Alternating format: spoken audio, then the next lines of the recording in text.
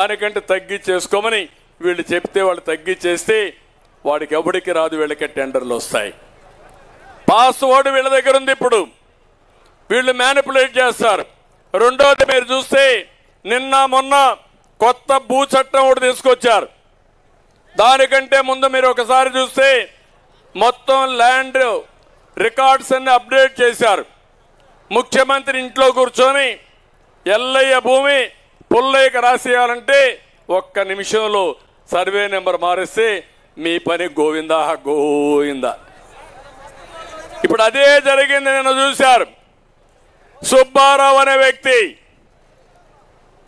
ఒంటిమిట్టలో 3 ఎకరాల భూమి, నేను ఒంటిమిట్ట డెవలప్ చేసి ఆదాయం పెరిగింది, భూమి విలువ పెరిగింది.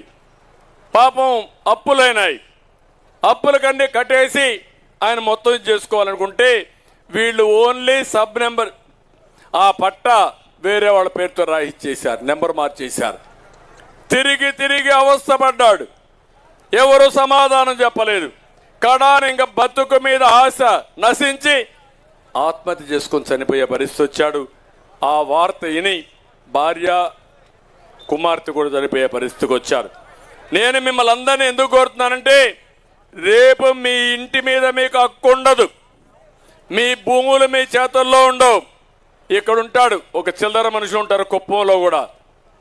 నా నియోజకవర్గంలో నేను ముఖ్యమంత్రిగా పనిచేసిన నియోజకవర్గం అపోజిషన్ నియోజకవర్గం. ఇక్కడ ఉంటే పేటీఎం బ్యాచ్ తయారై కుప్పంలో ఇష్టానుసారంగా నన్నే బెదిరించే పరిస్థితికి వచ్చారంటే తమ్ముళ్ళు మీరు ఒక లెక్క అని మిమ్మల్ని అడుగుతున్నా.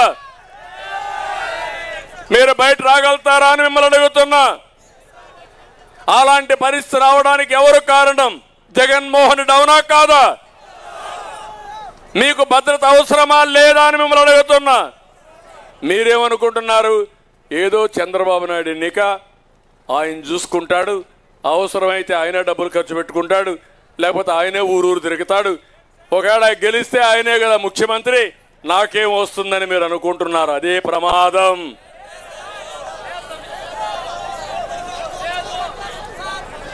మీరు ఇక్కడుండే వాళ్లే కాదు, రాష్ట్రంలో ఉండే యువత ఓటేయడానికి సిద్ధంగా ఉన్నారు. కానీ ఎదురు తిరగాల్సిన అవసరం ఉంది, తిరుగుబాటు చేయాల్సిన అవసరం ఉంది. వైఎస్ఆర్ కాంగ్రెస్ పార్టీని చిత్తుగా ఓడించి జీవితంలో ఎప్పుడు ప్రజా జీవితంలో ఉండకుండా, ప్రజాక్షేత్రంలో ఉండకుండా చేయాల్సిన అవసరం ఉంది. చూసారా, ఇప్పుడు ఎడుగుడు ఫోన్ చేస్తారు. చెప్పండి, నువ్వు నీ పార్టీకి నీకు చెల్లి అయిపోయింది, పోయే రోజులు వచ్చాయి, ఇంకా నువ్వు పరిస్థితే లేదని చెప్పి చూపించి ఓటేసి బుద్ధి చెప్పండి. చూపిస్తే కూడా మళ్ళా ప్రాబ్లం ఉంది, సీక్రెసీ ఓటింగ్ ఉంటుంది. నేను చూపిమన్నగానే కసిగా ఓటేసి చిత్తుగా ఓడించి మళ్ళీ వీళ్ళు కోరుకోకుండా మీరేం చేయాలంటే బాగా భూస్థాపితం చేసి దానిపైన సీసం కూడా వేసి కాంక్రీట్ చేసి తిరిగి కోలుకోలేని పరిస్థితి చేస్తారా అని మిమ్మల్ని అడుగుతున్నాను. మిమ్మల్ని అందరినీ నాకేం ముఖ్యమంత్రి పదవి కోసం కాదు. Be clear. 14 ఏళ్ళు ముఖ్యమంత్రి వచ్చేది, 15 ఏళ్ళు నేను అపోజిషన్ లీడర్ని. ఎవరికి ఇంత అవకాశం రాలేదు. కానీ నా బాధ, నా ఆవేదన, నేను ఆ రోజు ముఖ్యమంత్రిగా ఉండి ఒక ప్రభుత్వ పాలసీల వల్ల హైదరాబాద్ నగరాన్ని ప్రపంచంలో పెట్టా. అదే విధంగా ఐటీని ప్రోత్సహించి వాళ్ళందరినీ బాగా ఎక్కడికక్కడ నచ్చజెప్పి ప్రోత్సహించి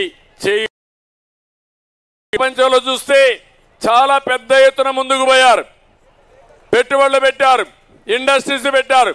ఒక్క విషయం మీరు గుర్తుపెట్టుకోండి, ప్రపంచంలో భారతదేశంలో ఉండే యువత నెంబర్ 1. అందులో 30% తెలుగు జాతి ఉందంటే అది తెలుగుదేశం పార్టీ చూపించిన చొరవ. మేము అంటున్నారు మా తమ్ముళ్ళు, కుప్పంని మేము గెలిపిస్తాం, రాష్ట్రాన్ని, మా భవిష్యత్తును మీరు కాపాడండి అని మా తమ్ముళ్ళు ప్లే కార్డ్స్ పెట్టుకున్నారు. మీరు చెప్పినట్టు మీ ఓటు కుప్పాన్ని అభివృద్ధి చేయడానికే కాదు, కుప్పం భవిష్యత్తుకే కాదు, మీరు రాష్ట్ర భవిష్యత్తు కోసం కష్టపడుతున్నారు. 1 lakh మెజారిటీ, లక్ష మెజారిటీ.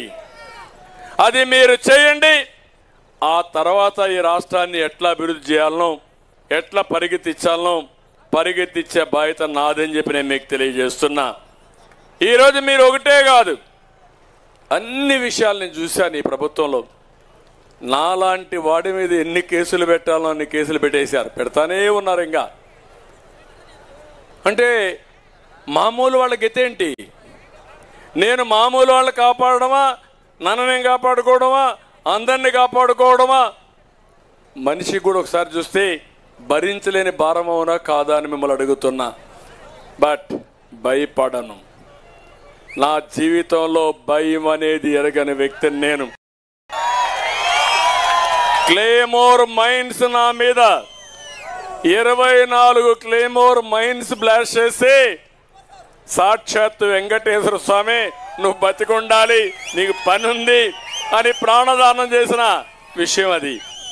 ఆ రోజు కూడా నేను భయపడలా, అధైర్యపడలా. కానీ ఈరోజు నేను ఒకటే ఆలోచిస్తున్నా, మళ్ళీ గాడి దప్పిన పరిపాలన ఘాట్లో పెట్టి ఈ రాష్ట్రాన్ని కాపాడడానికి